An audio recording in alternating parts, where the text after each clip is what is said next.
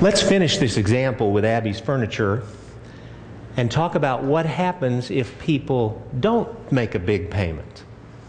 What happens if I don't make a big payment?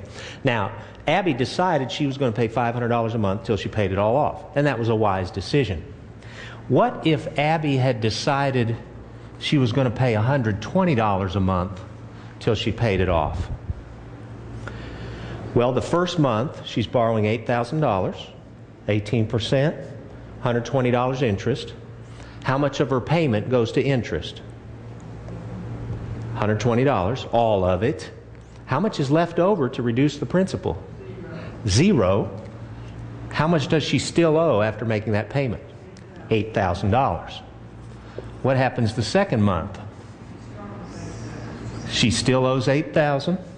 Interest rate hadn't changed. So how much is her interest for the second month? $120. She makes a $120 payment. How much goes to principal? Zero. How much does she still owe? Now, everybody see a pattern here? What is happening? What is happening? What is happening is Abby can walk into Moe's furniture store every month and plunk down $120 for the rest of her life, and when she dies, her estate will owe Moe's furniture store $8,000. Because her payment's not big enough to take care of anything but the interest. Exactly. All she was doing was covering the interest. She never touched the principal. Now, it gets worse. I can't afford $120 a month. I think I'll pay $100 a month. This is Sears' $10 minimum payment. That's exactly what this is.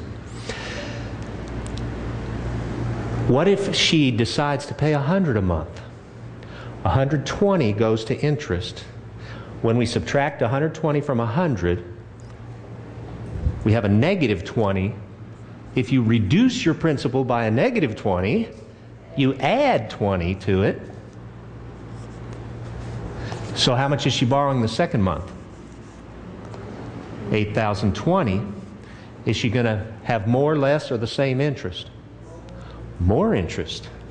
Now we're paying interest on the interest that we didn't pay last month. And how much is that? Maybe 30 cents.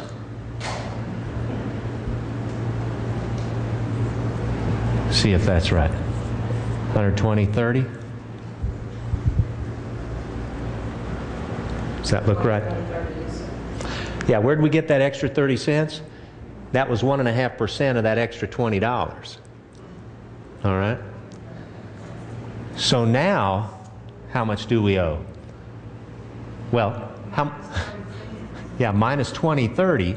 So now we owe 80, 40, 30, don't we? Wait a minute, I'm confused. If the interest is 120, 30, then would she not credit 30 cents to the interest? No, she's only paying $100 a month. So we subtract this from 100, and now we're not $20 in the hole, we're $20.30 in the hole. So our balance goes up by that amount. This is what people do not understand. It doesn't make sense intuitively, does it? That I could go into that store and pay $100 for the rest of my life and my balance would go up instead of down. But that's the reality. If I make a payment that's less than the interest for that month, my balance just went up, even though I paid them money. So, she could make that $100 payment every month for the rest of her life, and when she dies, her estate will owe Moe's Furniture Store not $8,000, maybe $12,000, maybe $15,000, maybe $30,000 for a dining room set that was given away or thrown out in the trash 20 years ago. The reason I show people this example is once you understand how this works, then you say, I can't afford not to make a payment bigger than the interest. Because if I don't, I'm going backwards. I'm not just staying the same. It's not like I missed a payment and I still owe the same. I'm going backwards.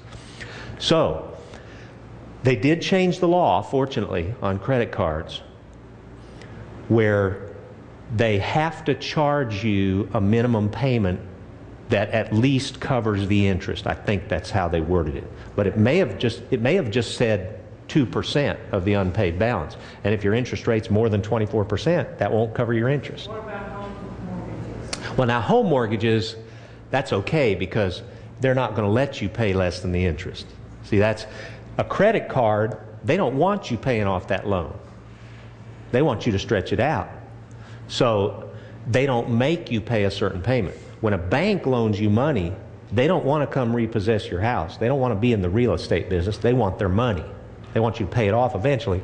So that's why when we looked up that monthly payment in the table for our $8,600 loan, that, whatever it was, $237 a month payment, that's guaranteed to pay all the interest and pay all the principal in that length of time, the 60 months or the 15 years. Pardon?